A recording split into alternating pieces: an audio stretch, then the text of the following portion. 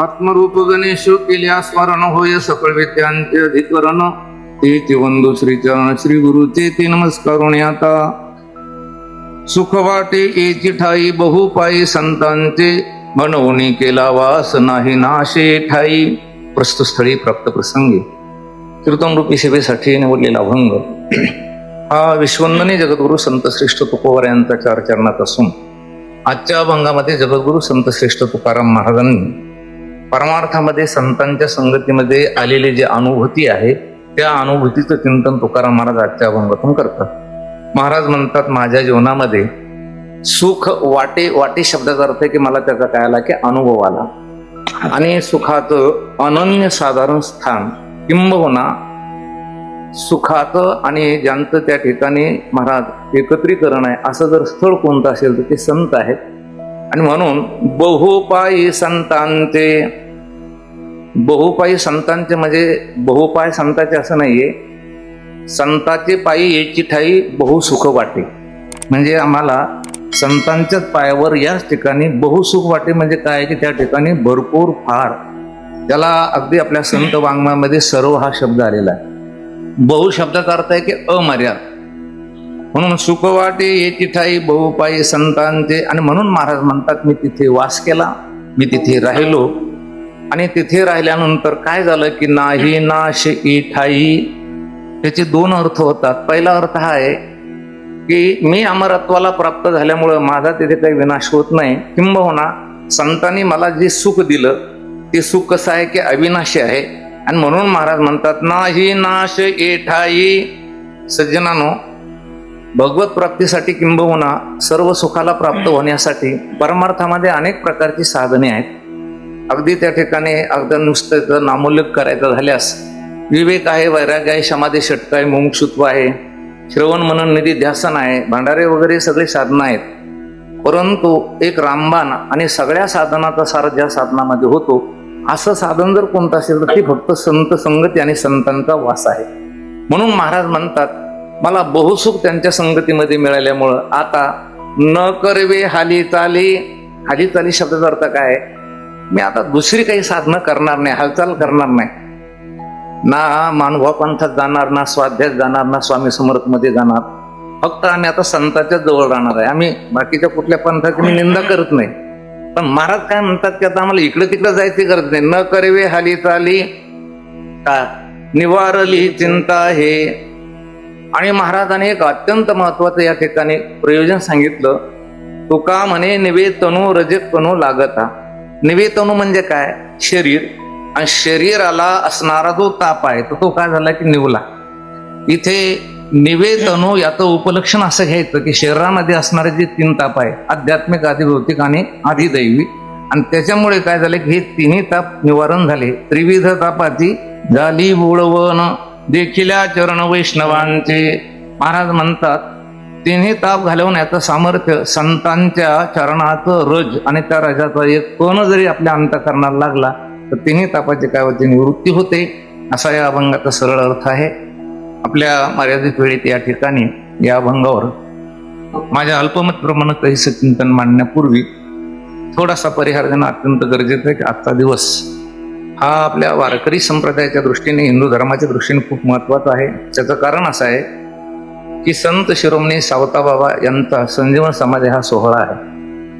कालच भक्त शिरोमणी नामदेव महाराज यांचा समाधी सोहळा झाला आणि आज सावताबाबांचा हा समाधी सोहळा आहे. महाराष्ट्रभर, महाराष्ट्राच्या बाहेर किंबहुना जे काही अनिवासी हिंदू आहेत अमेरिकेसारख्या ठिकाणी, तिथे सावता महाराजांचा हा पुण्यस्मरणाचा सोहळा साजरा करतात. आपल्या पिरकाल्यान येथे गेल्या अनेक वर्षापासून या ठिकाणी संत शिरोमणी सावताबाबा यांचा हा जन्म हे पुण्यस्मरण म्हणा, संजीवन समाधी सोहळा म्हणा साजरा केला जातो. आणि मला आठवतं की मी कीर्तनकार झाल्यापासून किमान 1985 पासून मला किमान नाही म्हटलं तर 160 ते 75 असे पारंपरिक कीर्तन आहे. पारंपरिक म्हणजे काय की ते त्यांनी कीर्तन द्यायचेच नाही मला. नवी डायरी आली की मी त्याच्यावर काय करायचं की नोंद करून घ्यायची. आणि म्हणून असे जवळजवळ 250 कीर्तन आहे. आणि त्या कीर्तनापैकी आता एक काय की कीर्तन आहे, फक्त आनंद एवढा वाटतो की सावताबाबाच्या पुण्यस्मरणाने थोडंसं बाळसं धरलं याचा काय वाटतं, थोडासा आनंद वाटतो. नाही तर अत्यंत प्रतिकूल परिस्थितीमध्ये सुद्धा आपण सगळ्यांनी या ठिकाणी बाबांचं पुण्यस्मरण साजरं केलंय. आणि ते करणं आपलं काय की कर्तव्य आहे. हे बघा, सिद्धांतामध्ये सिद्धांत लहान मोठा असं काही नसतोय. सिद्धांत सिद्धांतच आहे. हा, उपाधी लहान असेल, उपाधी मोठी असेल, पण सिद्धांत सिद्धांत आहे. एक मनुष्य कमाईनं पण त्याने जर समजा पुण्यस्मरण साजरं केलं तर ते काय आहे की पुण्यस्मरणच आहे. आणि म्हणून या ठिकाणी हा सोहळा साजरा होतो आहे. आणि सावताबाबांचं आज या ठिकाणी पुण्यस्मरण आहे. आपण खूप सधन आहोत. वारकरी संप्रदाय आणि त्यातले त्यात हिंदू धर्मातली मंडळी खूप सधन आहे. कशी सधन आहे? आपल्या संप्रदायामध्ये मला जेवढे साधू संत आहेत तेवढे अन्य पंथामध्ये कुठेच नाही. ज्ञानोबा आहे, नाथ महाराज, तुकोबा आहे, सावता महाराज, गुरुबा काका, तुको महाराज, हे सगळे संत आहेत. आणि संत म्हटल्यानंतर संतांनी आपल्या जीवनामध्ये काही पथ्य पाळलेलं आहे. काय पथ्य पाळलेलं आहे? एक नियम आहे, मोठ्यांचं आचरण हे साधकाची साधनं करत असतं. मोठा माणूस जे आहे ना, त्याचं जे आचरण असतं तर सामान्य माणसाचं ते काय करत असतं, साधनं. यद्यदाचरती श्रेष्ठ तत्तदेवे तरोजनः स यत् प्रमाणं कुरुते लोकस्तदुन वर्तते. येथ वडील जे जे करीती तया नामधर्म ठेवीती. वडील माणसाने जे केलं तर माणसं त्याला धर्माचरण म्हणून त्याचं काय करतात की अनुकरण करतात. समजा मी जर उघड्यावर चहा पीत बसलो असं हॉटेलमध्ये, बाकीच्याला असं वाटतं का हे काय काही गौण नाहीये. चहा पिणं म्हणजे काय, आता महाराजच पिऊ राहिले तर आपण प्यायला काय हरकत आहे. आम्ही एखाद्या वेळेस समजा एकादशी नाही धरली तर दुसरे म्हणते बरं झालं आपण संध्याकाळी तरी सोडून जाऊन येणार. म्हणजे याचा अर्थ असा आहे की पुढं चालणारे जे नाका तोंडाची माणसं आहेत, नाका डोळ्याचे लोक आहेत, त्यांना काही काय की बंधनं आहेत. आणि म्हणून महाराज म्हटले एके ठिकाणी, तैसे संत जगी तैसे संत जगी तैसे संत जगी तैसे संत जगी. क्रिया करुणी दानिते अंगी, क्रिया करुणी दानिते अंगी. तैसे संत जगी तैसे संत जगी. क्रिया करुणी दानिते अंगी, क्रिया करुणी तैसे संत जगी तैसे संत जगी. अर्भकाते साठी पंते हाती धरली पाटी. तैसे संत जगी क्रिया करुणी दाविती आखी अंगी. मग तुम्ही ज्ञानोबराय, नाथ महाराज, तुकोबराय किंवा सावता बाबा असतील, या संतांनी आपल्या डोळ्यासमोर कुठला आदर्श निर्माण केला याचं जर चिंतन केलं तर खरं तर असं आहे की नाथ महाराज असतील, ज्ञानोबराय असतील, तुकोबराय असतील, सावता बाबा असतील, यांनी आपल्या हिताचं जेव्हा चिंतन केलं तेव्हा 21व्या शतकामध्ये लोक हे बहाणेबाज निघतील असं त्यांना माहिती. कसे निघतील? सगळे बहाणेबाज निघतील असं महाराजांना माहितीच होतं. ज्ञानोबरायला माहिती होतं, तुकोबरायला, नाथ महाराजाला, सावता बाबाला. एखाद्याला म्हणलं असतं अरे चल ना जरा परमार्थ करू आपण, ते म्हणलं असतं शेडने ते पोलन करावं लागतं, कशाला येऊ मी. एखाद्याला म्हणलं असतं चलणार बाबा, ते म्हणतात सोयाबीनला फवारा मारायचा, कशाला येऊ मी. सावता महाराजांनी मला वाटतं प्रपंचातली बारीक बारीक कामं करून सुद्धा कर्मे इशू भजावा हे जे काही आपलं ब्रीद वाक्य ते पूर्ण करण्याचं काम कोणी केलंय? सावता महाराजांनी. तुम्हाला कुठल्याही प्रकारचा त्याग करायचा नाही. सावता बाबांनी पंढरपूरला आषाढीला कधी ते गेले नाही, पण ही सगळी वारकरी मंडळी जायची ना, ते यांना जेवण फराळाचं देण्याचं काम त्यांनी केले. आणि त्याचा परिणाम म्हणून देव स्वतः तिथे श्री क्षेत्र आरंभला ते आले. म्हणजे सावता बाबांच्या आचरणातून, सावता बाबांच्या कृतीतून एकच घ्यायचं आपल्याला, लसूण काही भारी आहे का, मिरची काही भारी का, कोथमीर बारीक बारीक ह्या सगळ्या वस्तू आहे, पण या वस्तूमध्ये सुद्धा काम करून त्याचं त्या ठिकाणी ब्रह्मदर्शन कसं घडतं याचा आदर्श जगामध्ये जर कोणी दिला असेल तर तो सावता बाबांनी दिला. लसूण, मिरची, कोथंबिरी अवघा झाला माझा हरी. संन्यासाची मुलं म्हणून हेळसांड केली, त्यांच्या पिठामध्ये लोकांनी वाळूची कणं घातली. एवढा मोठा अपमान करून सुद्धा वारकरी संप्रदायाच्या पायाभरणीचं दायित्व कोणाकडे जातं? ज्ञानोबारायकडे जातं. आपल्याला तर तेवढं लोकांनी बहिष्कृत केलेलं नाही. महाराज तुकोबराय पांडुरंगाकडे गेले आणि गेल्यानंतर तुकोबराय आल्याबरोबर पांडुरंगानेच विचारलं तुकोबरायला, कहो महाराज मी जरा एक ऐकलं म्हणे तुमच्याविषयी काय. तुम्ही लोकांना दिलेले जे पैसे त्यांनी बुडविले म्हणतात. तुकाराम महाराजाला देवाला असं वाटलं की आपण बुडविले म्हटल्यानंतर तुकाराम महाराज म्हणतील काय, देवा काहीतरी पर्याय काढणं याच्यावर.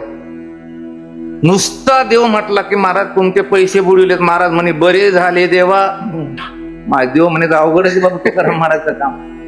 तो तुमचे ढोरं मेले म्हणतात दुष्काळाना, बरे या दुष्काळी पिढा गेली. देव म्हणे महाराज जरा बायकोतून तुमचं पटत नाही, बरे झाले देवा बाईला कर कशा. एवढ्या विपत्तीमध्ये आपत्तीमध्ये बरं म्हणण्याचं धाडस फक्त तुकोबा येत आहे. म्हणजे एवढी मोठी प्रतिकूल परिस्थिती असली तरी तुम्हाला देवाचं भजन करता येतं, देवाची प्राप्ती करून घेता येते. ह्याचा आदर्श जर कोणी दिला असेल तर तो तुकाराम महाराजांनी दिला. काही म्हणते महाराज आमचं असं की मारायला रिकाम पण नाही, इतके गडी, एवढी मोठी शेती. तुम्ही एकनाथ महाराज एवढे श्रीमंत नाही मला माहिती आहे. म्हणजे जागीरदार असून सुद्धा त्याच्यामध्ये परमार्थ करून माणसाला त्या ठिकाणी जगाचा उद्धार करता येतो. याचा आदर्श जर कोणी दिला असेल तर एकनाथ महाराज. विठाला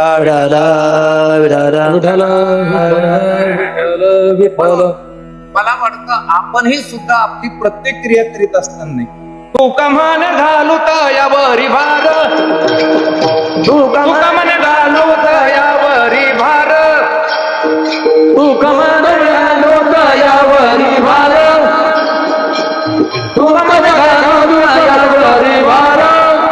वाहू हा संसार देवा पायी, वाहू हा संसार देवा पायी, वाहू हा संसार देवा पायी.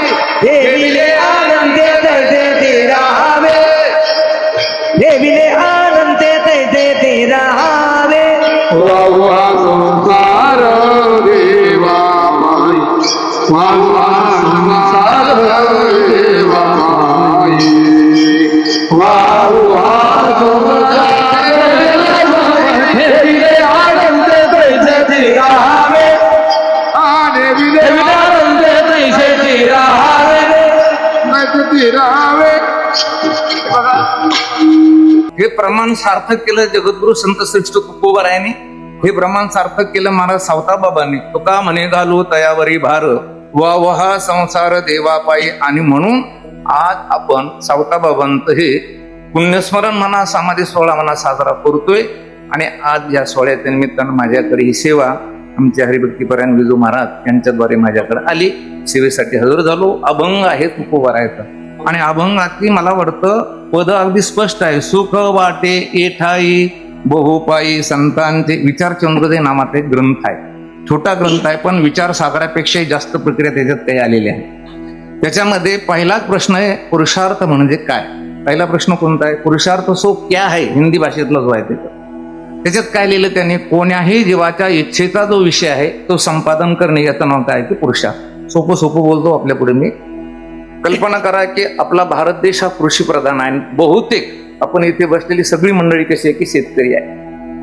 याच्यानंतर शेतीमध्ये ज्याला कंटाळ येतो जो व्यापार हे काय काय ऑप्शन निवडतो आणि व्यापार करतो. तिसरा एक वर्ग असा आहे की थोडा शिकला वगैरे की तो नोकरी करतो, शिक्षकाची असेल कुठली. आणि मला वाटतं हे तिन्ही ज्याला जमलं नाही ते एक चौथा मार्ग निवडतो, त्याचं नाव आहे चोरी.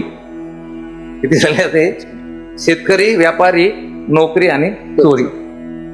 आता हल्लीकडे आपल्या डोक्यात काय बसली माहितीये का, कमी मेहनतीत भरपूर पैसे मिळाले पाहिजे. आणि त्याच्यामुळं सुशिक्षित लोक सुद्धा आत्महत्या करू राहिले.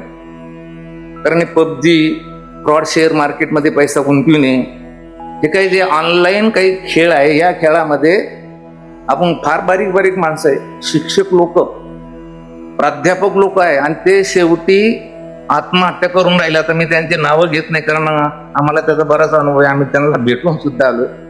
एवढा मोठा माणूस पण त्यांना आत्महत्या कशासाठी केली, फ्रॉड मध्ये तो गेला. म्हणजे आपली एक मानसिकता बनली काय, कमी मेहनतीमध्ये काय मिळालं पाहिजे, पैसे. जाऊ दे, आपला विषय तो नाही. शेतकऱ्याला विचारा हे कशासाठी करतो.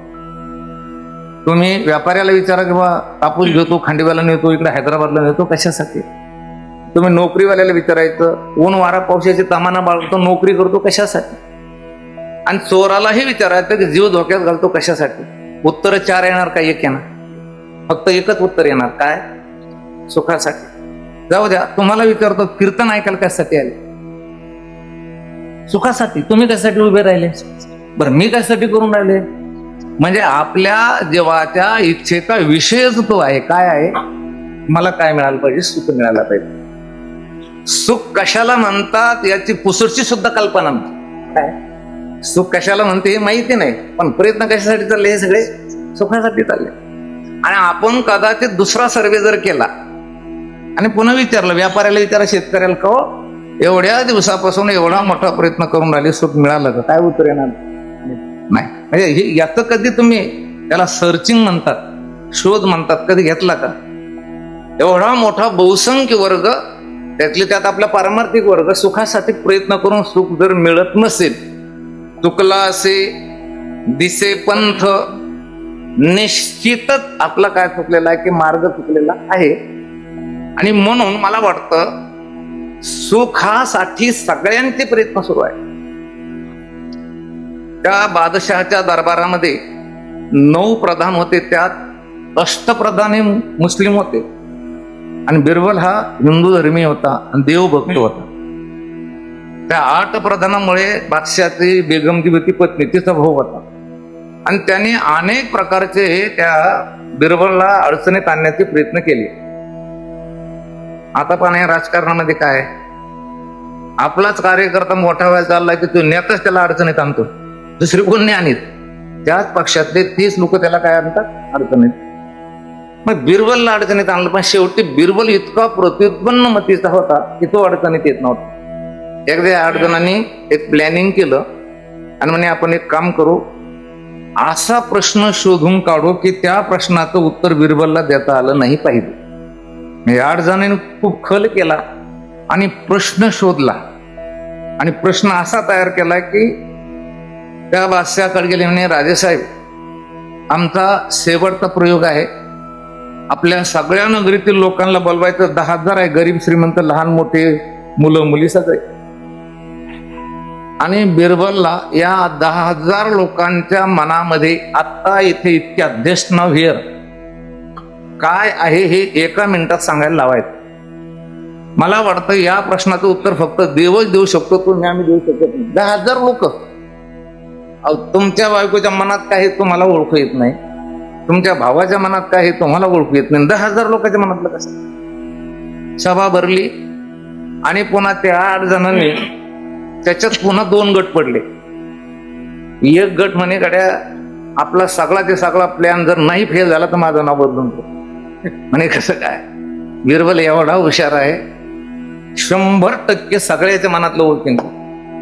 हे 4 जण काय म्हणे, अरे वेड्या, त्या बैठकीत आपण सुद्धा बसलेलो राहू ना. समजा बिरबलनं आपल्या मनातलंही ओळखलं तरी आपण हात वर करायचा, म्हणायचं आमच्या मनात हे नव्हतं. तिथं काय मशीन थोडे येतं पासायचं, पहिल्यानं हे होतं ना, आता हे बदलले. असं काही ब्रेन मॅपिंगचं मशीन आहे का तिथे? अरे हे बरोबर आहे म्हणे. बोलवलं आणि भाषाने विचारलं, बरोबर बिरबल, त्या 10,000 लोकांच्या मनामध्ये आता इथे इतक्यात काय एका मिनिटात उत्तर द्यायत? बिरबलला कळालं, प्लॅन शिजला. बिरबल हुशार होता. बिरबलनं सांगितलं की राजेसाहेब, गेली 35 वर्ष झाली या प्रजेला तुम्ही तुमच्या कुटुंबापेक्षाही जास्त जीव लावला. तुमच्या बायकोकडे दुर्लक्ष केलं, मुलाकडे दुर्लक्ष केलं, फॅमिलीकडे दुर्लक्ष केलं, पण लोकांना पाणी, लोकांना त्या ठिकाणी काय गरज आहे तुम्ही प्रत्येकाच्या घरी जाऊन चौकशी केली. एवढा जीव लावला, एवढा जीव लावला. आणि म्हणून या 10,000 लोकांचं तुमच्यावर एवढं प्रेम आहे की हे दररोज विनंती करतात देवाला की राजाला मरण येऊ नाही आणि दुसरा राजा ह्या गादीवर येऊ नये. या राजाला लवकर मरण येऊ नये आणि दुसरा राजा या गादीवर येऊ नये. हे 4 म्हणे करा हात वरती, म्हणे पहिला फासावर नंबर आपला जागे. या वाक्यामध्ये कोणाची त्या ठिकाणी दुसरी वाक्यात निघाली का? नाही. सुख मिळावं या संबंधी मला वाटतं सर्वांचे काय आहे की एक वाक्यात आहे. मी नेहमी गंमत सांगत असतो, काही माणसं उठले की बस स्टॉपवर येते. एक माणूस आला, त्याला म्हटलं का रे काही काम नाही, धंदा नाही, रविवारी कशाला आला? काय नाही म्हणे, बुवा कर्माना बोर झालो म्हणून आलो म्हणे फिरायला. आणि तो जेवायला बसला आणि त्याला विचारलं, का हो काय करतात? म्हणे जेवण करतो. त्याला विचारलं, मी का जेवण करतो? असं उत्तर देईल का तू? कसं? लय बोर झालो म्हणून जेवायला बसलो, करमत नाही म्हणून जेवायला बसलो. माणसं करमत नाही म्हणून जेवायला बसले का बोर झाले म्हणून? पांडुरंग महाराज मरते म्हणून. माणूस जेवते कशाला, जेवण कशाला करता तुम्ही? जगण्यासाठी. बस, दुसरं काही उत्तर असलं तर मला सांगा. जेवता कशासाठी? त्याचं उत्तर आहे जगण्यासाठी. आणि दुसरा प्रश्न निर्माण केला, जगता कशासाठी? जेवायसाठी नाही. अरे बाबा, जेवण जगण्यासाठी आहे, पण जगता कशासाठी याचं उत्तर द्या ना. आणि जगता कशासाठी जर हे माहित नसेल तर जगता कशाला? आपण मी म्हणत नाही ऐके जाय प्राणी यांच्या ठाई, या ज्ञानाच्या आवडी नाही, तयाचे जे आले म्हणू काही बरी मरण सांगा. विठाला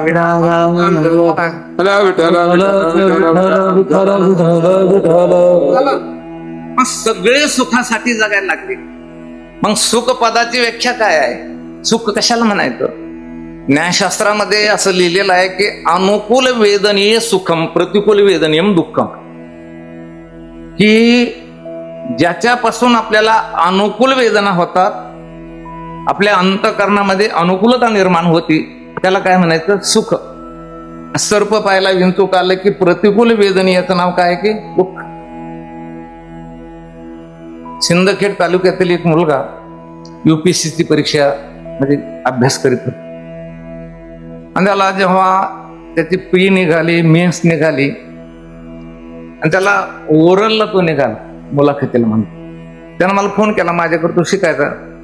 बऱ्याच पोराला माहिती आहे, तो युट्यूबला सुद्धा ते हुशार येतो आपला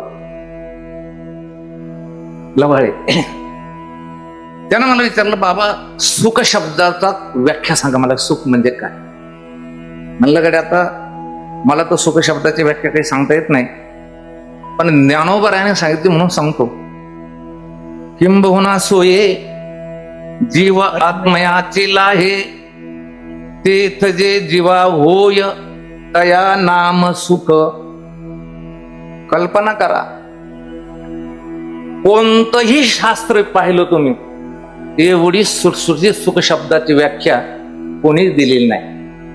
किंबहुना सोये जीव आत्मयाती लाहे, जीव जेव्हा त्या आत्मस्वरूपाला जाऊन भेटतो, तेथ जीवा जे होय तया नाम सुख. त्या जीवाला जे मिळतंय त्याचं नाव काय? सुख. कुठं बायकोच्या भेटीत नाहीये, तुमच्या पैशाच्या भेटीत नाही. जीवा आत्मयाती लाहे. बरं, आता दुःख शब्दाची व्याख्या ज्ञानोबरायाने पुढच्याच ओवीत मांडलेली आहे. ऐशी जे अवस्था न जोडता पारथा, जे जे जे सर्वथा ते दुःख. काय आता काही जास्त सांगायची गरज नाही. म्हणजे आत्मस्वरूपाला जो भेटतो आणि त्या जीवाला जे होतं त्याचं नाव काय? सुख. आणि याच्या विरुद्ध जी अवस्था आहे त्याचं नाव काय? दुःख. म्हणजे आता या सगळ्या प्रपंचात काय आहे? आता विठाला दुःख बांधवाडी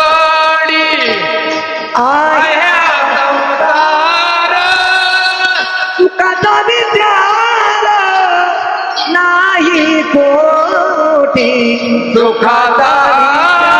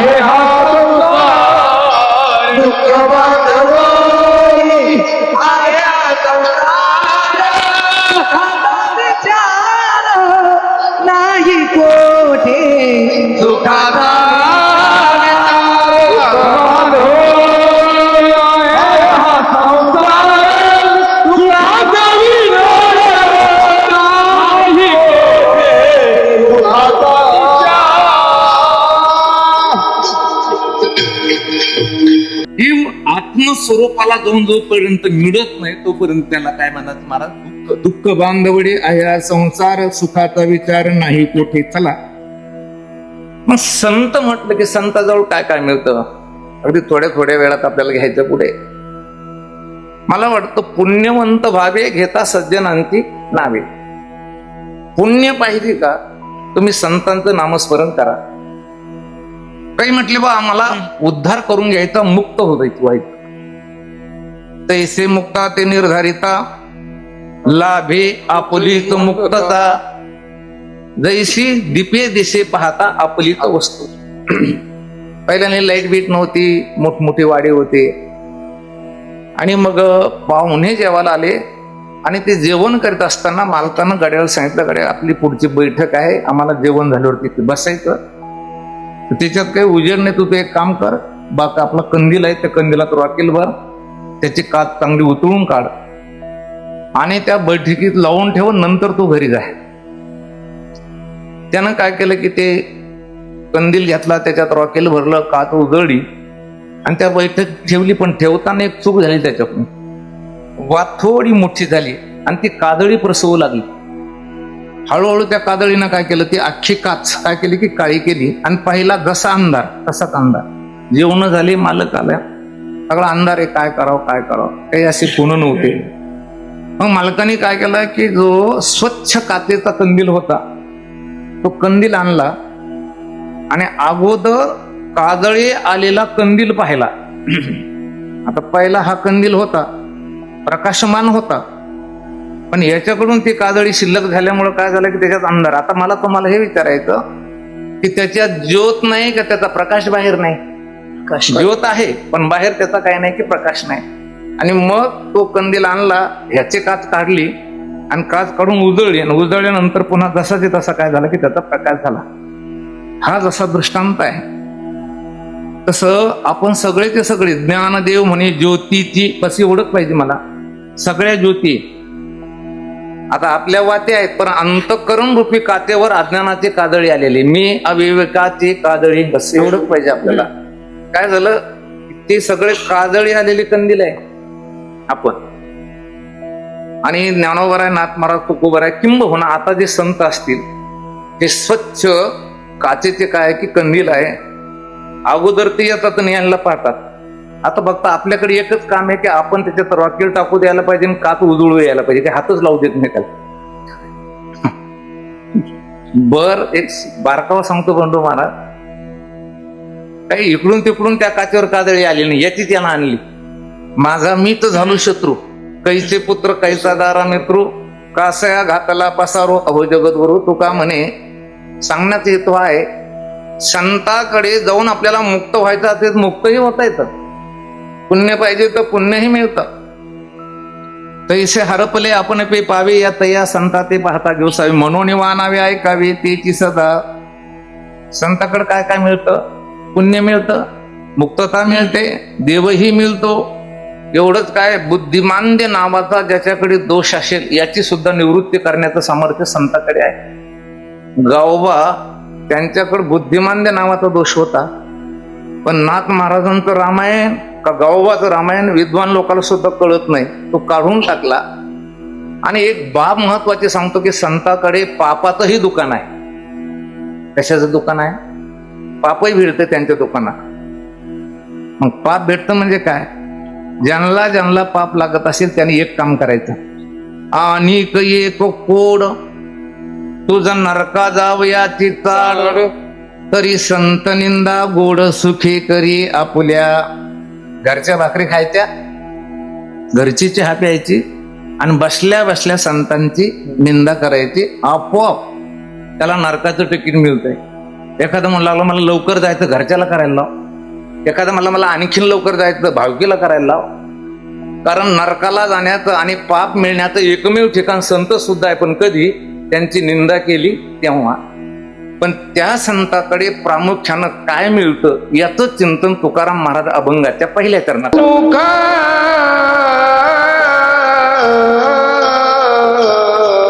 सुख वाटे काही आजुगा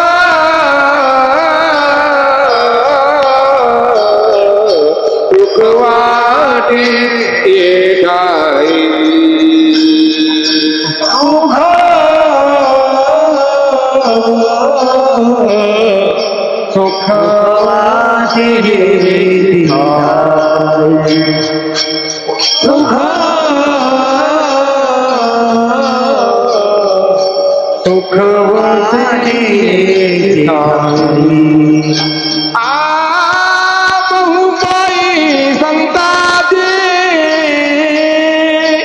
बहुपाई संताचे बहुपाई संताचे बहुपाई संताचे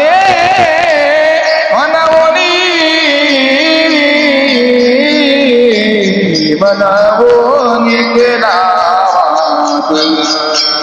मनवोनी मनवोनी केला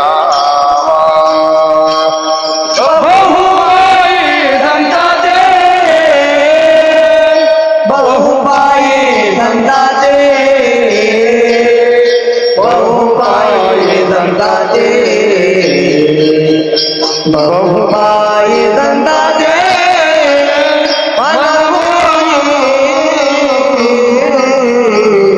मनवोनी केला मनवोनी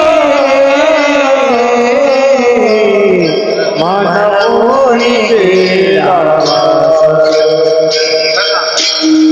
संतांचे पायी येची ठाई बहु सुख वाट सुख वाटे येची ठाई बहु पायी संतांते. हे बघा, मनुष्याच्या जीवनाला दोन बाजू आहे. एक बाजू आहे व्यावहारिक आणि दुसरी बाजू आहे पारमार्थिक. व्यावहारिक बाजू ही निसर्गसिद्ध आहे, व्यावहारिक बाजू ही जन्मजात आहे, पण पारमार्थिक बाजू तुम्हाला त्या ठिकाणी प्रयत्नानं प्राप्त करावी लागेल. सोपं सोपं सांगतो तुम्हाला. आहार कसा घ्यावा याच्यासाठी आपल्याला काही कुठे शिक्षण घ्यावं लागत नाही. कारण आहार म्हणजे भूक लागली की खायला पाहिजे याला काही शिकावं लागत. हे निसर्ग सिद्ध बाजू आहे.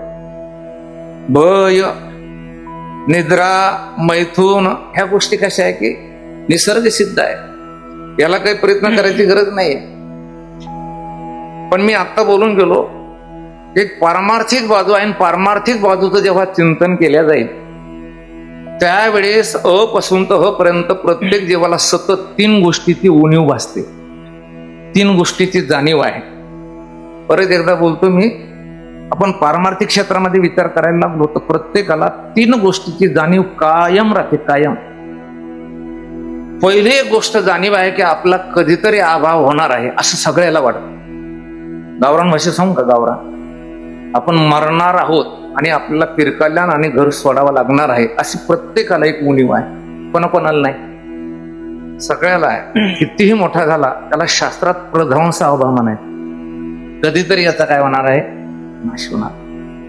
म्हणजे अभावाची जाणीव ही प्रत्येकाला आहे. ही उणीव आपल्याला आहे असं नाहीये.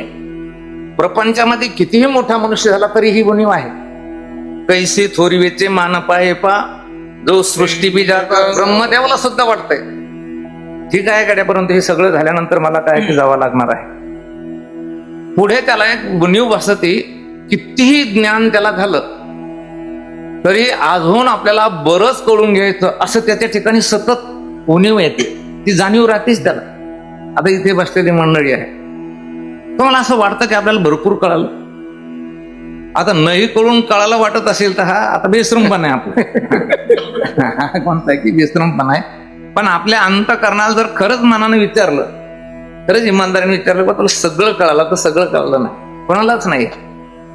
लय बारीक ज्ञान आहे आपल्याला, बारीक थोडंसं कळालेलं आहे. मी परवा सांगितलं, रात्री सांगितलं आणि आज 2 ठिकाणी कीर्तन केले, तिथेही सांगितलं. आता हे 3रं कीर्तन आहे समजा, तिथे मी सांगितलं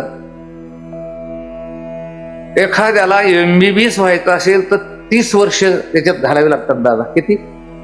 MBBS MD काय झालं? तो MD झाला. किती वर्ष लागले त्याला? 30-32 वर्ष. तो जर सलग उत्तीर्ण होत गेला तर 32 वर्ष त्याला लागतात MD साठी. 32 वर्ष त्यानं ज्ञान कमवलं तर किती मोठं ज्ञान आहे त्याचं? तर फक्त 3.5 हातात. किती हातात आहे? नखापासून तर शेंडीपर्यंत 32 वर्षाचं ज्ञान, 3.5 हात. किती 3.5 अहो म्हणजे चुकलं माझं बोलणं. नेत्र रोग तज्ञ 32 वर्ष घालतो आणि त्याला 1 इंचाचं ज्ञान होतं. किती डोळा किती इंच आहे? 32 वर्ष आयुष्य एवढं अमूल्य किमतीचं घालवलं, ज्ञान किती झालं तुला? 1 इंचाचं. म्हणजे त्याचं मी नाव ठेवतो अशातला भाग नाही, पण किती बारीक ज्ञान झालं त्याला 32 वर्षामध्ये. आता याच्यातून पुढं असं नाही निघू उजव्या डोळ्याचा वेगळा आणि डाव्या डोळ्याचा वेगळा. वकील आहे वकील, 32 वर्ष गेले, LLM झाला तो बी ने. आणि एक माणूस त्याच्याकडे गेला आणि म्हणू लागला, माझं पोट दुखत. ए पागल आहे का म्हणे तू? पोट दुखायचं ते बंद व्हायचं काम कोणीकडे आहे? दवाखान्यात. हा, तू मारामारी करून ये माझ्याकडं. म्हणजे वकिलाला वकिलकीचं ज्ञान आहे, डॉक्टरकीचं नाही.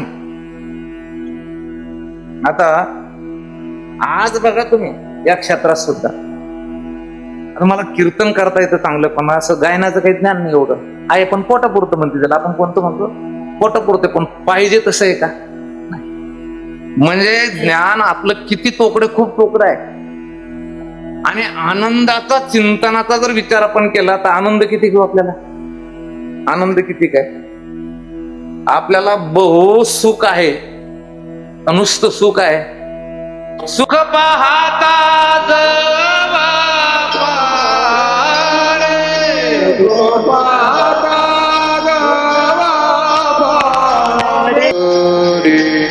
दुःख पर्वता येव, दुःख पर्वता येव, दुःख पर्वता येवडे. तुकोबराने आपल्या सुखाची व्याख्या केली. सुख पाहता जवा पाडे, दुःख पर्वता एवढे. ब्रह्मभूत साखरे महाराज सांगायचे. महाराजांनी पर्वताचं नाव नाही सांगितलं. आता कोणाचा केवढा पर्वत आहे, किती डोंगर आहे, काही सांगता येत नाही. जास्तीचा डोंगर त्याच्या हिशोबाने आता म्हणजे त्याला बहुसुख म्हणायचं का? नाही.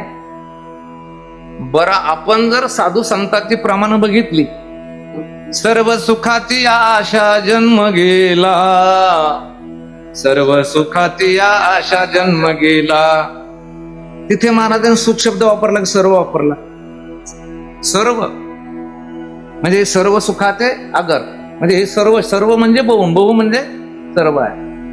महाराज एके ठिकाणी म्हटले ना, सर्व सुखल्या सर्व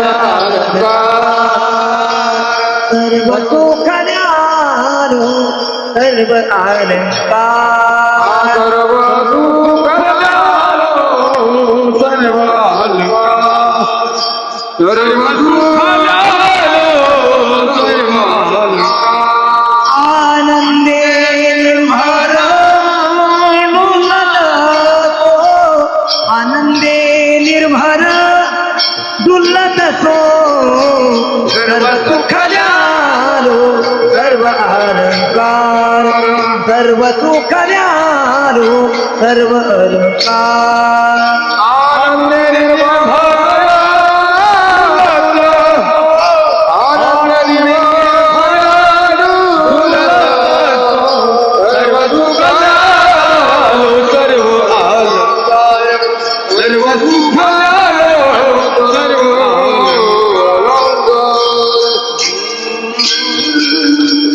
महाराज अनेक प्रमाणे तुम्हाला तुका म्हणे सर्व सुख त्या संगाती, पुन्हा सर्व सुख ल्यालो सर्व अलंकार. हा हा, त्याची सर्व सर्व त्याचं प्रमाण काय अडचण नाही. बिलकुल नाही अडचण नाही. फक्त असं खिंडीत बसलं पाहिजे. इकडे तिकडे नाही. विठ्ठला विठ्ठला. तुका म्हणे माझे हेची सर्व सुख आणि पाहिन श्रीमुख आवडीने. आता आपल्याला जो विचार करायचा तर बहुसुखाचा किंवा सर्व सुखाचा. त्या सनकादिकाने नारदाला सांगितलं की नारदा, तुला जर सुख पाहिजे असेल ना तर सुख कुठे आहे? कारण सुख स्वरूप कोण आहे हे अगोदर तुला सांगतो. यो वै भूमात सुखम नाल्पे सुखम असते. जे व्यापक आहे ते सुखस्वरूप आहे, आणि जे परिच्छिन्न आहे, जे अल्प देशात आहे, अल्प काळात आहे, ठराविक वस्तूत आहे, ते कसं आहे की त्या ठिकाणी दुःखरूप आहे. मग असा जर आपण विचार केला तर व्यापक कोण आहे, तर बहुसुखाचं चिंतन करीत असताना असा एखादा पदार्थ पाहिजे, अशी एखादी वस्तू पाहिजे की ती प्रत्येक देशात पाहिजे, प्रत्येक वस्तूत पाहिजे आणि तीनही कालात पाहिजे. अशी कोणती वस्तू आता? देश काल वस्तू भेद मावळला. आता तुम्हाला एखाद्या देशात नेलं दुसरीकडे, किती चांगल्या ठिकाणी नाही. आता लोक म्हणते लय वारीत मजा आहे, लय वारीत मजा आहे, 22 दिवस का भलती मजा आहे. लोक 12 महिने जर वारी चालली ना, हे किती लवकर मागे येते. ते म्हणते बाबा एवढी कुठं वारी असते 12 महिने? कारण त्या देशामध्ये ठराविकच काल माणूस राहतो, नंतर राहू शकत नाही. म्हणजे देश बदलला की तुमचं काय बदलतं? सुख बदललं, काल बदलला. काल भरभराटीचा काल होता, लोक वाहवा करीत होते, त्यावेळेस सुख होतं. मला वाटतं जरा विपत्ती आली, आपत्ती आली आणि थोडा काल बदलला, तुमची गरिबी आली. आता काय झालं? तुम्हाला दुःख झालं. तुम्ही जगद्गुरु संत श्रेष्ठ तुकोबराय, नाथ महाराज, सावता महाराज, गुरुबा या सगळ्या संतांचं जीवनचरित्र बघा. कसाही काल आला तर त्यांना त्या ठिकाणी सुखा व्यतिरिक्त दुसरं काही नाही. बरं, कोणत्याही देशामध्ये जाऊ दे, असं म्हणतात की जगद्गुरु संत श्रेष्ठ तुकोबार एका गावामध्ये गेले आणि काही लोकांनी त्यांना एका बारवावर मुक्कामाला ठेवलं. बारो म्हणजे गावाच्या बाहेर असायचे, आणि तिथं होते भूत. तिथं काय होते? भूत. आता पिशाचे हे नाव ज्ञानेश्वरीमध्ये आल्यामुळं भूत मानायला काही हरकतच नाही. मला एकाने मला विचारलं, म्हणजे महाराज जुन्या काळात भूत होते ना, आता कुठे गेले? म्हणलं माणसच भूतासारखे झाले, तर आपलं घेऊन भूत पळाले. माणसाला घेऊनच भूत पळाले आता करत.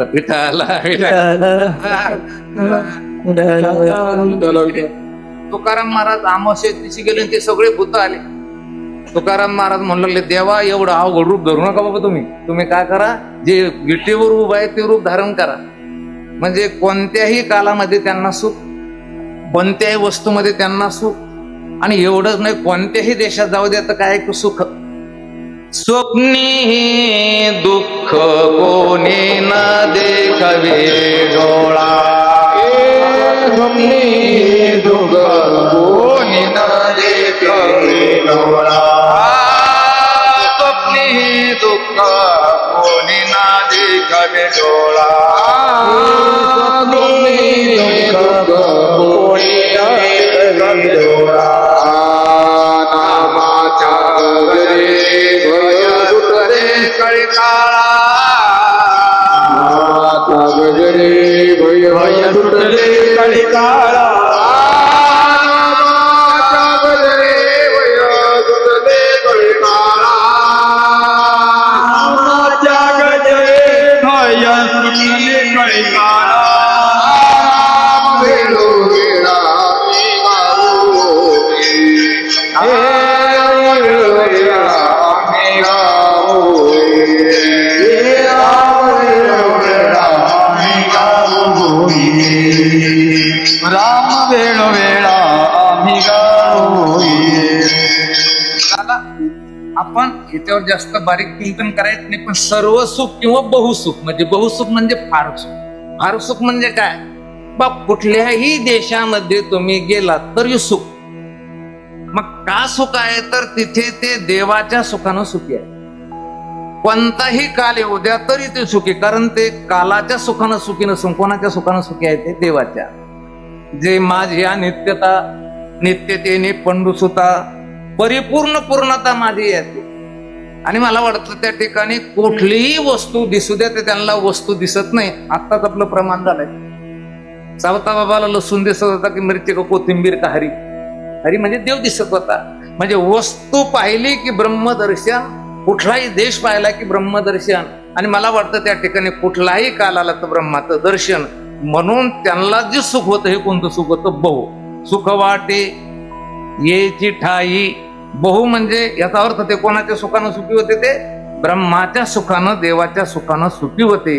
म्हणून सुख वाटे येची ठाई, बहु पायी संताते. हे बघा, जगद्गुरु संत श्रेष्ठ तुकोबार यांची अभंग जी प्रस्फुरण पावली, ते प्रस्फुरण पावल्यानंतर, त्यांना ते स्फुरण झाल्यानंतर ते कुठल्या भूमिकेतून झालं हे किमान वक्त्याला कळालं पाहिजे.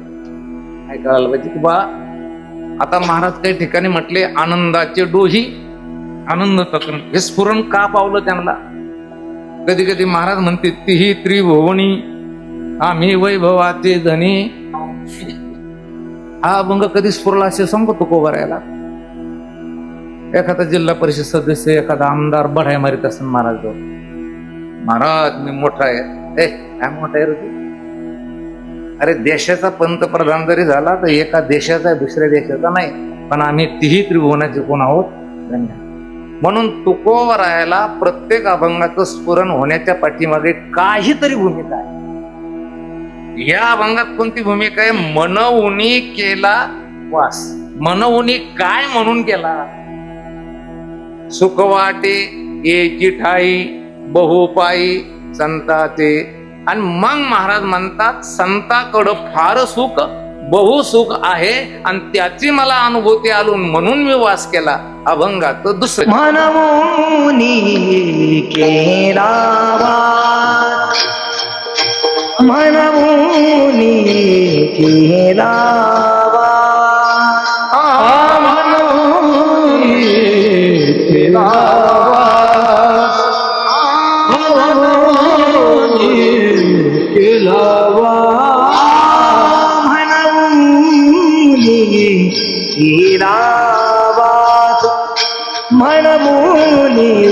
केला वास, मनमुनी केला वास, मनमुनी केला वास. नाही नाश येताई, नाही नाश येताई, मनमुनी केला वास, मनमुनी केला वास. नाही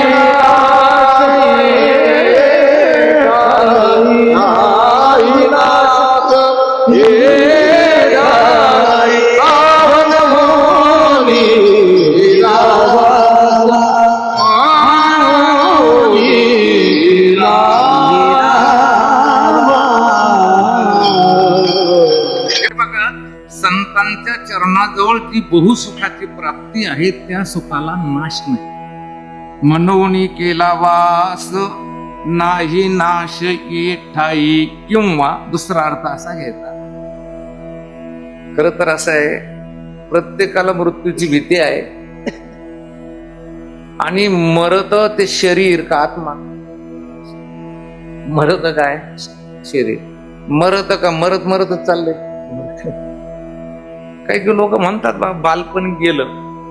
मला वाटतं बालपण गेलं हा शब्दच जवळजवळ चुकीचा आहे. आता आम्ही कीर्तन करून गेलो, पुन्हा येतो का नाही येत? कीर्तन करून आपल्या फिरकल्यांमधून गेलो तर पुन्हा आम्ही येणार आहे. म्हणजे गेलेला माणूस परत येतो. मग जसं बालपण जर गेलं तर पुन्हा यायला पाहिजे ना. आता तुम्ही किती ताण मारा बालपण आणण्याचा, मग ते गेलं का मेलं? बरं मेलं. बालपण मेलं, तरुण पण मरायला लागलं. पण ह्या सगळ्या अवस्था जरी बदलल्या तरी या अवस्थेचा मी कोण आहे? साक्ष आहे. मी न बदलणारा आहे. म्हणून तुकोबाराय म्हणतात बहुसुख मला त्याच्याचमुळे आहे. कशामुळे? न ये नाश येठाई. एक वारकरी संप्रदाय आणि वारकरी संप्रदायामध्ये वैदिक तत्वज्ञान असे की जीवाला अमृत पदाला नेऊन पोचतो. कोणत्या पदाला? अमृतस्य पुत्र हा. असं जगात कोणतं नाही महाराज. आद्यगुरु शंकराचार्याने जेव्हा नास्तिकवादाचं खंडन केलं, त्या नास्तिकवादाचं खंडन करते वेळेस महाराजांनी आद्यगुरु शंकराचार्याने हात प्रयोग केला. कारण कोणाचं नामोल्लेख घेणं चांगलं नाही, पण नास्तिकवादाचं तत्व काय होतं माहितीये का? शून्यम शून्यम शून्यम शून्यम. हे सगळं काय आहे की शून्य आहे. दुःखम दुःखम, सगळं दुःख आहे. हे दुःख आहे, याला सोडा. सगळं शून्य आहे. जग शून्यातून निर्माण झालं, शून्यातच राहतं. शेवटी कुठे जमा होतं ते शून्य. आद्यगुरु शंकराचार्याने खंडन करण्याच्या अगोदर महाराज अशोक सम्राटाच्या कालामध्ये नास्तिकवादाचा एवढा सुळसुळाट झाला होता की लोक देव मानायला तयारच नाही. काही खायचं आणि काहीही प्यायचं, आणि एवढंच नव्हे तर दुःख आहे ना, आता माझं स्कॅलअप पडायचं होतं, लोक म्हणे पिऊन घ्या आणि खाऊन घ्या, त्याला उद्या मारायचं. मग दुःखच आहे तर खाऊन घ्या म्हणायचे लोक. आद्यगुरु शंकराचार्याने त्याचं खंडन केलं. कसं खंडन केलं? अरे वेड्या, एरवी तरी तू दुःखम दुःखम म्हणून राहिला, तू सुखम सुखम म्हण ना. तुम्ही दुःखम दुःखम म्हणूच राहिले ना, तर काय म्हणा आता सुखम सुखम, मी दुःखी आहे, मी दुःखी आहे असं तुम्ही म्हणूनच राहिले.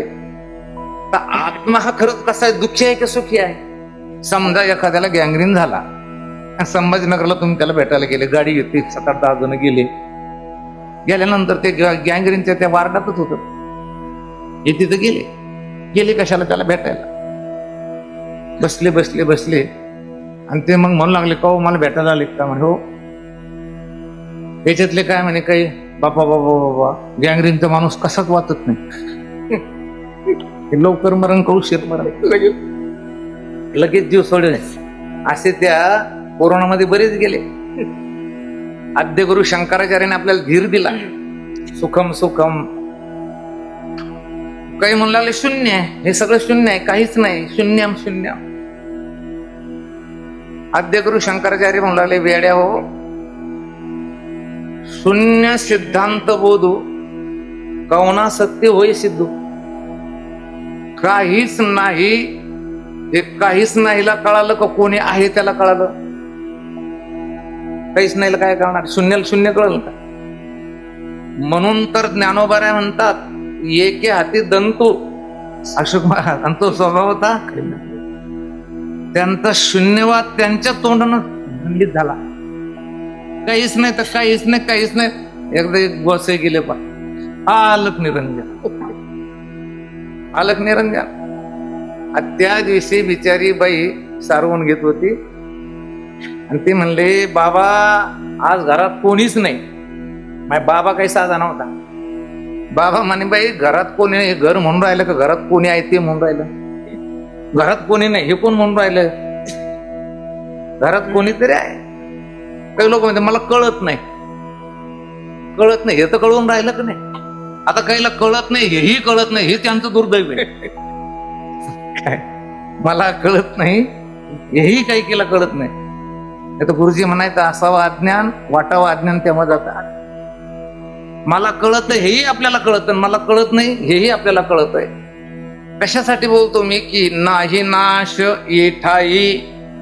आणि म्हणून जगामध्ये एकमेव मला वाटतं उद्धाराचं साधन जर कोणतं असेल तर ती संत संगती, संतांचा सहवास आहे.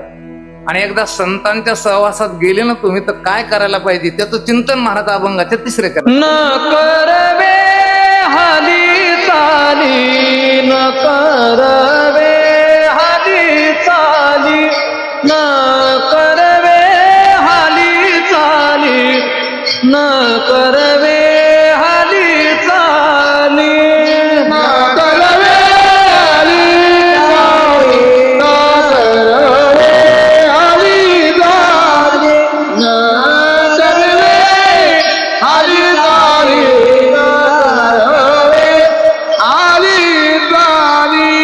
निवारिली चिंता, निवारिली चिंता, निवारिली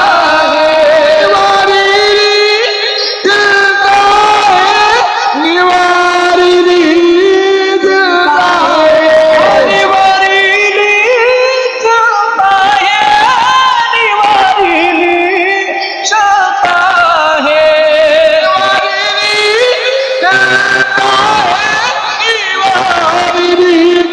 चिंता,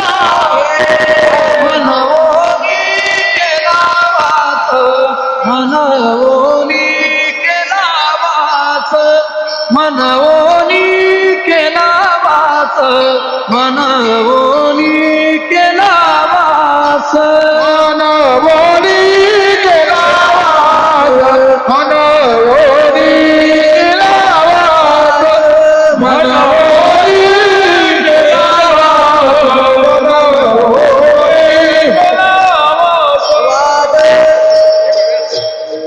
महाराज म्हणतात, मी संतांच्या सहवासात गेल्यानंतर न करवे हाली चाली. हालचाल करायची नाही, इकडे तिकडे जायचं नाही. मी परवाला मठावरती बोललो की वारकरी संप्रदायासारखा श्रेष्ठ संप्रदाय जगात नाही. आपल्या हिंदू धर्मामध्ये आणि वारकरी संप्रदायात जेवढी ग्रंथ संपदा आहे, आपण एवढे ग्रंथाच्या दृष्टीने श्रीमंत आहे की कोणत्या धर्मात तेवढे ग्रंथ नाही. म्हणून वेद आहे, शास्त्र आहे, उपनिषद आहे, ज्ञानेश्वरी आहे, गाथा आहे, भागवत आहे. म्हणून आपण भाग्यवान आहोत ही एक बाजू आहे. आणि आपल्यासारखे येडपट लोक कोण्याच पंथात नाही हेही तितकंच खरं आहे. हे तितकंच खरं आहे. गळ्यात तुळशीची माळ आणि खिशात कोणत्या तरी बापूचं पेन, घरात बापूचा फोटो. तुम्हाला काय कमी आता इथे? माझं म्हणणं आहे, वेश्येनं विचार केला तर ते काही फारसं मोठं काही बिघडलं असत नाही. पण गळ्यामध्ये पवित्र मणी मंगळसूत्र घालायचं पतीच्या नावानं, व्यभिचार करायचा, मला वाटते सगळ्यात घातक आहे. आंबोला केला जरी धावे मन, बुडती बेताळी सजाती नाक कान. आणि म्हणून इकडे तिकडे जायचं नाही. न करवे हालीत आले. काही लोक म्हणते बा तुम्ही आमचा हे करता, बुद्धिभेद करता. बुद्धिभेद नाही. आता सध्या काय झालं, काही लोकांचं तिथं देवदेव, इथं देवदेव, याचं कीर्तन ऐकायचं, त्याचं ऐकायचं, बा तिथं काय देवदेव ते सगळं. कारण मला वाटतं संप्रदायपूर्वक श्रवण जर नसेल तर अपरोक्ष ज्ञानानंतर सुद्धा विपरीत भावना निर्माण होण्याची शक्यता दाट आहे. काय माझं वाक्य नोट करा. अपरोक्ष ज्ञानानंतर तुम्हाला प्रत्यक्ष जरी ज्ञान झालं तरी सुद्धा इथं गेल्यानं काय होतं, तिथं गेल्यानं काय होतं असं जर तुम्ही म्हणाल, कदाचित विपरीत भावना निर्माण होण्याची दाट शक्यता आहे. ब्रह्मीभूत निवृत्ती बाबा भक्तीचा दृष्टांत तुम्हाला सांगतो. जुना काळ होता, अत्यंत जुना काळ. आता आम्ही कडवंजून किती वेळ जालन्याला पायी गेलो, तुम्ही पायी गेलेले आहे. एका माणसाला चैत्र पौर्णिमेला देवीला बळी द्यायचं होतं म्हणून ते बकरू आणायला गेलं जालन्याला मंगळवारी. आणि त्यानं त्या काळामध्ये 200 रुपयाला खरंच एक छोटस असं बकरू घेतलं की 5-7 किलोचं, आणि त्याला ते द्यायचं होतं बळी. संध्याकाळची वेळ ती 5-5:30ची वेळ, आणि त्यानं ते मंगळवार मध्ये ते बाजारात घेतलं आणि खांद्यावर घेतलं आणि निघाला तो. त्याच्याच गावातल्या काही वांधा कमिटीच्या लोकांना पाहिलं, ज्याला फुकट खायची सवय होती अशा लोकांनी. ते म्हणेकडे आता बकरू तर हडप करायचं, आणि याला जाऊन जर आपण म्हटलं किंवा आता आम्हाला बकरू दे, हे काही देणार नाही. आणि जर आपण याला मारून गिरून जर बकरू घेतलं तर गावात जाऊन हा सांगेल की यांनी मला मारलं बकरू घेतलं. हुशार होते ते. हे बघा, माणसं पाप सावधपणे करतात म्हणून अंतकाळाच्या वेळेला त्याला पापाचं स्मरण होतं. माझं वाक्य जरा काळजीपूर्वक ते दखल घ्या तुम्ही. आणि पुण्य बेसावधपणे करते म्हणून अंतकाळाच्या वेळेला त्याला स्मरण होत नाही. माणसानं पुण्य हे कसं करायला पाहिजे, अगदी बरोबर ध्यान धरून. काहून तुमच्या कीर्तन ध्यानात राहत नाही? का राहत नाही? काय काय अडचण आहे तुम्हाला? कोणत्या गट नंबरात किती गुंठे, कोणती पोरगी कुठं दिली, यात बसला ना माणूस एकदा 2 घंटे बोलू देणार. अभंग कोणता होता म्हणे, अभंग लय चांगला होता, मारू मुस्कडीत अभंग चांगला होता. अभंग सांगतात ना, विठाला विठाला. त्यांना बकरू घेतले. ते जण हुशार होते, अतिशय हुशार होते. एक जण काळ्या पाण्यावर थांबलं, एक म्हसोबा नाही का तिथे, म्हसोबा तिथं थांबलं, आणि गवळी पोखरीच्या पुढं निघालं, ह्या त्या कडावर एक जण थांबलं. यानं आपलं ते बकरू घेतलं, चाललं महाराज. आता काळ्या पाण्यावर त्याला भेटल्याबरोबर राम राम राम राम म्हणे. काय काय आणलं म्हणे, विकत काय आणलं म्हणे. काय नाही बा, आम्हाला देवीची थोडी नियत आहे म्हणे, आणि यंदा चैत्र पौर्णिमेला बळी द्यायचा म्हणून हे बकरू घेतलं, बकराचं पिलू घेतलं. ते काय म्हणलं माहितीये का, ए पागल झाला काय, कुत्र कापीत असते म्हणे गायला कुत्र. ते म्हणे, ए मूर्खा, वर पाय नाही काय, हे बकरू आहे, बकरू, कुत्र नाही. अरे ते म्हणे कुत्र येते, हे म्हणते बकरू आहे. जाऊ दे म्हणे, याच्याकडून नादी लागायचं. आलं पुढून. आल्यानंतर म्हसोबाच्या वर निघलं, दुसरा भेटला. अरे काय म्हणे, काय नाही देवीला बळी द्यायचं आणि बकराचा, डुकराचा बळी देतात ते होय म्हणे. आणि पागल झाले काय रे, का दारू पेले का भांग पेले म्हणे, यांना कळत नाही मूर्खाला. पहिलं वेळ भेटलं म्हणे, ते काय म्हटलं म्हणे कुत्र घेतलं, हे काय म्हणतो म्हणे डुक्कर. जाऊ दे म्हणे मूर्खाचे कुठं नादे लागताना वर इथं त्या माळावर आलंय पिरकाल्यांच्या आणि त्या पोखरीच्या माळा. हा तिसरा होताच. यांना तर बा असा बा त्या दारूच भरून ठेवली बा. काय म्हणे काय नाही बळी द्यायचा म्हणे बघतो. मूर्खा, गाईचं वासरू बळी देत असते बरं. अरे गाईचं वासरू येईन ते, हे वर पाहतात बकरू.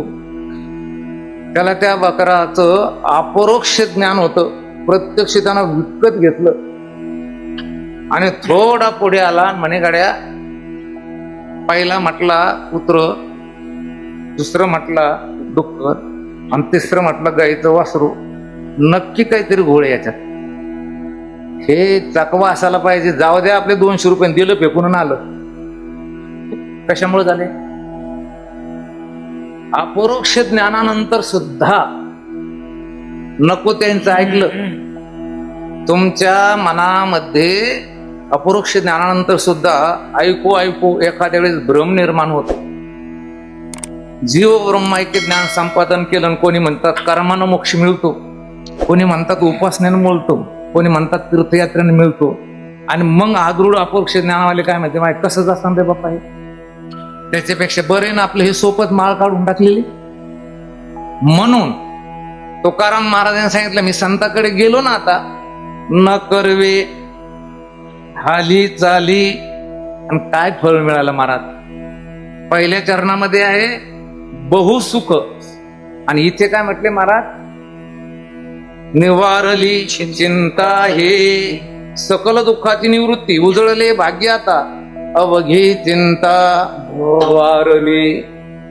हा संतांच्या सहवासात अर्थात संगतीत राहण्याचा परिणाम आहे. तुका म्हणे निवेदनु, तुका म्हणे निवेदनु, तुका म्हणे निवेदनु, तुका म्हणे निवेदनु, तुका म्हणे निवेदनु, तुका म्हणे निवेदनु, तुका म्हणे निवेदनु, तुका म्हणे निवेदनु, तुका म्हणे निवेदनो रजकनो लागता, तुका म्हणे निवेदनो रजकनो लागता, रजकनो लागता मुनी गेला, मुनी गेला, मुनी गेला. तुका म्हणे निवेदनु रजकनु लागता, तुका म्हणे निवेदनु रजकनु लागता, रजकनु लागता म्हणून केला, म्हणून केला, म्हणून केला. गोपार कुमार कुमार कुमाये, कुमाई, कुमार कुमाई, कुंडली कुंडली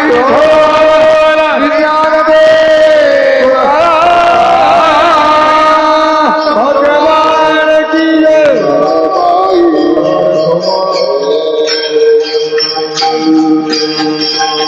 तुका म्हणे निवेदनो रजकनो लागता, त्यांची रजकन.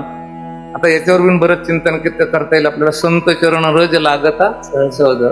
गुरुवरे साखरे महाराज सांगायचे की रज शब्द अर्थ आहे त्यांचा एक ग्रंथ, आणि त्या ग्रंथाची एक ओवी जरी घेतली तर काय म्हणायचं, तो रजकन आहे. विठाला विठाला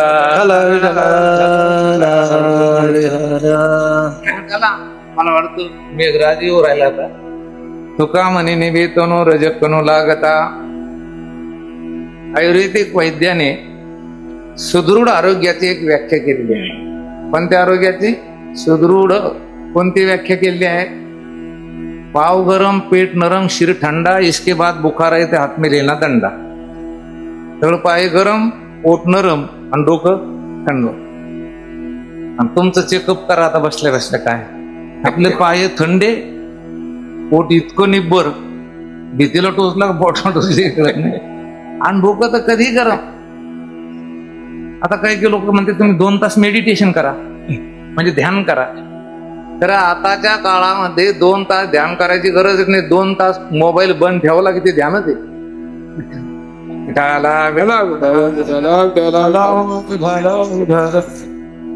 तुका म्हणे निवेतनो रजकनो लागता.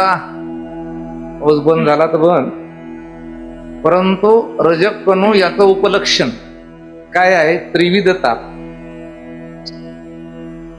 मामासाहेब दांडेकर सांगायचे, अंतकरण सुखी राहावं तर 3 नसावेत, शरीर सुखी राहावं त्याच्यात 3 नसावेत, घर सुखी राहावं तर घरात 3 नसावेत, गाव सुखी राहावं तर गावात 3 नसावेत, आणि देश सुखी राहावा असं वाटत असेल तर देशात 3 नसावेत. अंतकरणात आध्यात्मिक, आदिभौतिक आणि आदिदैविक ताप नसावेत. शरीरामध्ये वात, पित्त आणि कफ. आता बघा तुम्ही, ज्या लोकांना वात आहे किती औषध घेऊ ते महाराज परेशान आहे. पित्त म्हणजे त्याला आपण काय म्हणतो, आम्लपित्त किंवा ऍसिडिटी. कफ नसावा. घरात 3 नसावेत, आळस, भांडण आणि व्यसन. ज्या घरामध्ये आळस आहे त्या घराला मला वाटतं प्रगतीचं स्वप्न सुद्धा पडू देऊ नका. आता ही म्हातारी माणसं आहे आमच्या समोर, आम्ही त्यातले ते. पहिल्याने 4 वाजता माणसानं उठायचं, माणसाची कामं करायची, माता भगिनी उठायचे, त्यांचे कामं करायचे. आणि ज्याला फटफट होणं म्हणतो ना, तेव्हा सगळ्यांनी त्या चोलीपुढे शेकत बसायचं. आणि लोक एकच विचार करीत होते, काय आता दिवस निघतो कधी आणि आम्ही शेतात कामाला जातो कधी. आता दिवस उगून यांची वाट पाहतो, हे उठते कधी. एवढी आळशी काय, तुम्हाला त्या ठिकाणी प्रगती होणार आहे? भांडण नसावं, चटणी भाकरी काय खायचं तर खा जरा, पण भांडण नसतं कधीच नाही. आता आम्ही काही काही घर पाहतो, 7 दिवसामध्ये त्यांच्या घरात स्वीट आयटम रिपीट होत नाही.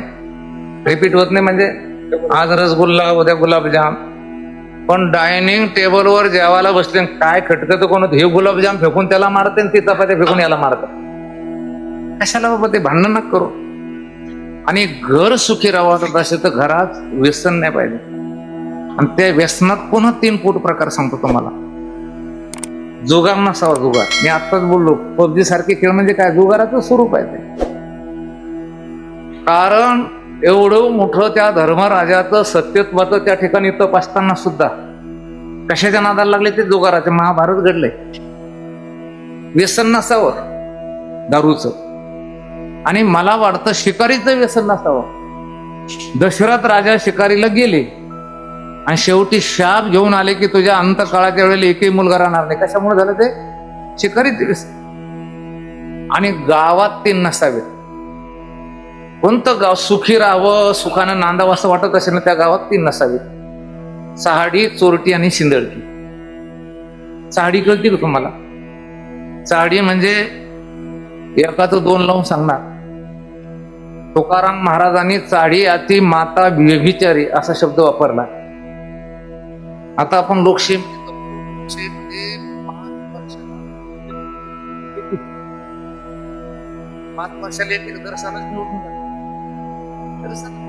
ग्रामपंचायत, सोसायटी, हे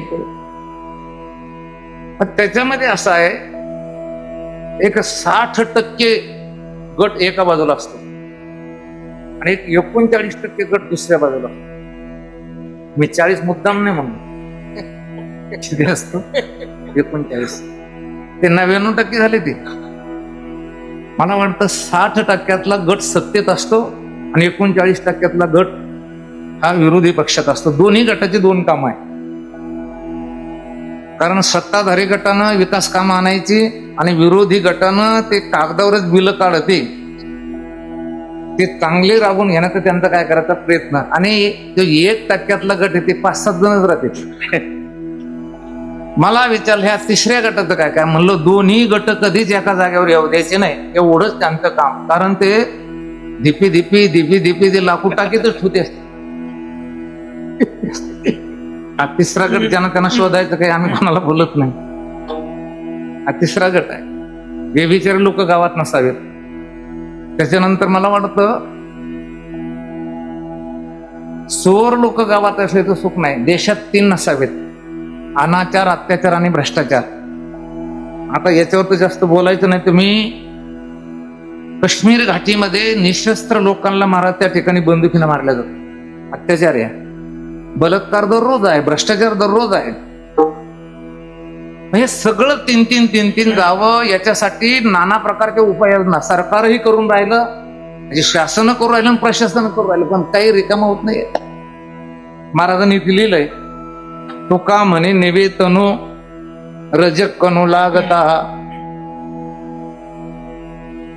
एक 40 वर्षाच्या अगोदर आपल्या महाराष्ट्रामध्ये वखार महामंडळ स्थापन झालं. माहिती आहे तुम्हाला कशासाठी झालं ते? आपलं धान्य त्या वखारीमध्ये सुरक्षित ठेवण्यासाठी. पण लोक त्या काळात अज्ञानी होते. बाबा वखारीत ठेवलं त्याने अर्धच काढून घेतलं तर काय करता? आता वेअर हाऊसला टाकीत नाही का? पण वेअर हाऊसला सध्या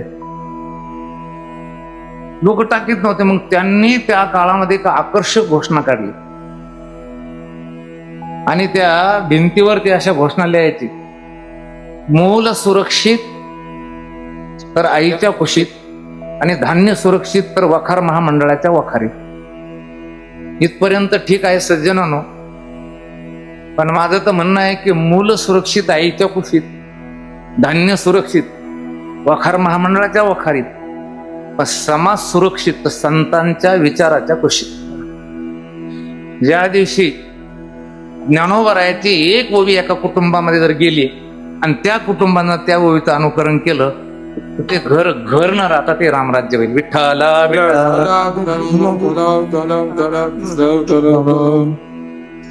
सकल तीर्थाचे धुरे एका माता पितरे यांच्या सेवेशी किर शरीर लोन केले. आणि म्हणून तुकोबाऱ्या म्हणतात, तुका म्हणे नेवे तनु रजक कनु लागता, मनवणे केला वास नाही नाश येठाई. ज्ञानेश्वर